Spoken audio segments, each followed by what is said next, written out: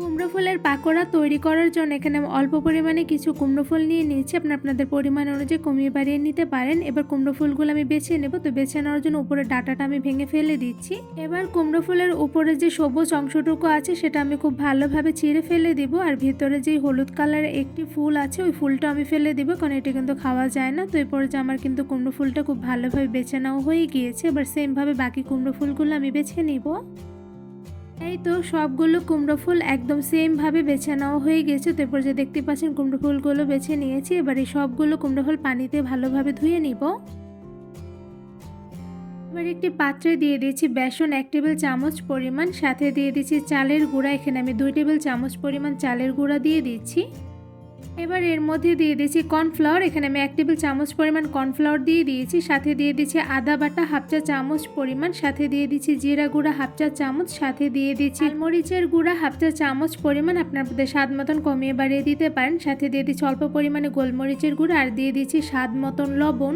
এবার এই সবগুলো উপকরণের মধ্যে দিয়ে দিচ্ছি পানি। এখানে আমি অল্প পরিমাণে পানি দিয়ে দিচ্ছি। এবার সবগুলো উপকরণ পানির সঙ্গে খুব ভালোভাবে নেড়ে মিশিয়ে নিব। ব্যাটারের মধ্যে অল্প পরিমাণ করে পানি দিয়ে খুব ভালোভাবে গলিয়ে নিতে হবে। তো এই পর্যায়ে কিন্তু আমি একবারে বেশি পানি দিচ্ছি না, অল্প পরিমাণ করে পানি দিয়ে খুব ভালোভাবে অনেকটা পরিমাণে ঘনত্ব রেখে ব্যাটারগুলো তৈরি করে নিচ্ছি।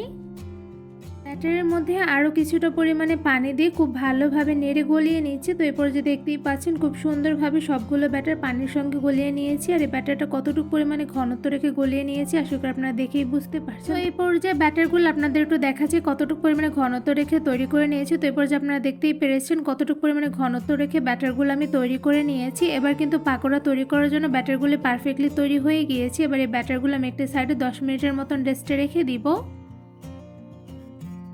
পাকোড়া ভাজার জন্য একটি প্যানের মধ্যে দিয়ে দিচ্ছি রান্নার সয়াবিন তেল পরিমাণ অনুযায়ী।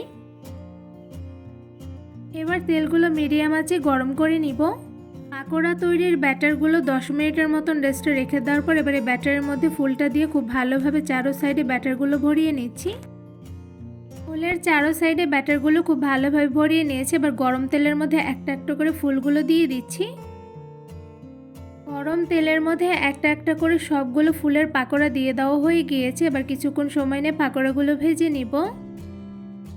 মিডিয়াম টু লো আছে কিছুক্ষণ সময় নিয়ে পাকোড়াগুলো ভেজে নেওয়ার পর একটা সাইডে কিন্তু খুব সুন্দর কালার চলে এসেছে। এরপর যে একটি কাঁটা চামচের সাহায্যে পাকোড়াগুলো একটা একটা করে উল্টে নিচ্ছি।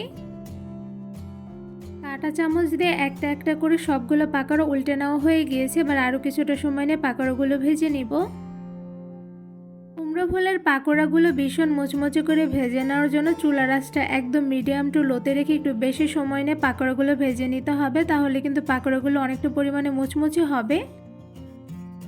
মিডিয়াম টু লো আছে অনেকটা সময় নিয়ে কুমড়ো ফুলের পাকোড়াগুলো ভেজে নিয়েছি। তো এই পর্যায়ে দেখতেই পাচ্ছেন পাকোড়ার দুই সাইডে কিন্তু খুব সুন্দর গোল্ডেন ব্রাউন কালার চলে এসেছে। এই পর্যায়ে একটা চামচের সাহায্যে পাকোড়াগুলো উল্টে নিচ্ছি। সবগুলো পাকোড়া উল্টে পাল্টে ভেজে নেওয়া হয়ে গিয়েছে। এবার এই পাকোড়াগুলো আমি একটা একটা করে ছাঁকনির সাহায্যে ছেঁকে তুলে নিচ্ছি।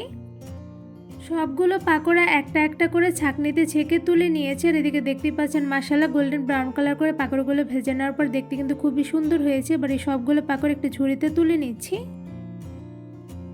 একদম সহজভাবে তৈরি করে ফেলেছি ভীষণ মুচমুচে কুমড়ো ফুলের পাকোড়া। এই পাকোড়াগুলো তৈরি করা কিন্তু খুবই সহজ, কোনো রকম ঝামেলা নেই, ঝটপট তৈরি করে ফেলা যায়। সবগুলো কুমড়ো ফুলের পাকোড়া গোল্ডেন ব্রাউন কালার করে ভেজে নিয়েছি। তো এরপর যে দেখতে পাচ্ছেন মাশাআল্লাহ পাকোড়াগুলো দেখতে কিন্তু খুবই লোভনীয় হয়েছে। সাথে কুমড়ো ফুলের পাকোড়াগুলো কিন্তু ভীষণ পরিমাণে মুচমুচে হয়েছে। কতটা পরিমাণে মুচমুচে হয়েছে আশা করি আপনার সাউন্ড শুনে বুঝতে পারছেন। এই কুমড়ো ফুলের পাকোড়াগুলো ভিতর থেকে কেমন হয়েছে তা আপনাদের একটু ভেঙে দেখাচ্ছি। তো এরপর যে দেখতে পাচ্ছেন মাশাআল্লাহ ভিতর থেকে কিন্তু পারফেক্টলি কুকড হয়েছে, সাথে উপর থেকে হয়েছে ভীষণ পরিমাণে মুচমুচে হয়েছে আর ভেতর থেকে হয়েছে ভীষণ সফট। আর এই কুমড়ো ফুলের পাকোড়াগুলো খেতে যে কতটা পরিমাণে মজাদার হয়েছে তা একবার বাসায় বানিয়ে না খেলে কিন্তু একদমই বুঝবেন না। শুধুমাত্র অল্প কিছু উপকরণ দিয়ে এতটা মুচমুচে করে কুমড়ো ফুলের পাকোড়াটি কিভাবে তৈরি করেছি তা আমার ফুল রেসিপি দেখে কিন্তু আশা করি আপনারা বুঝতে পেরেছেন।